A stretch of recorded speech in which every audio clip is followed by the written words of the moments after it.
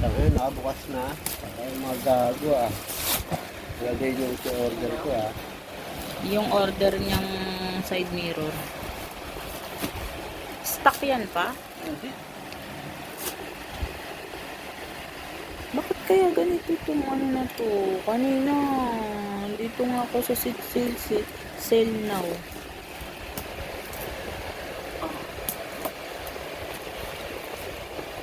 Sabi mo walang darating. Nasa na yung ano na yun. Buto bigyan ka ng tip nito.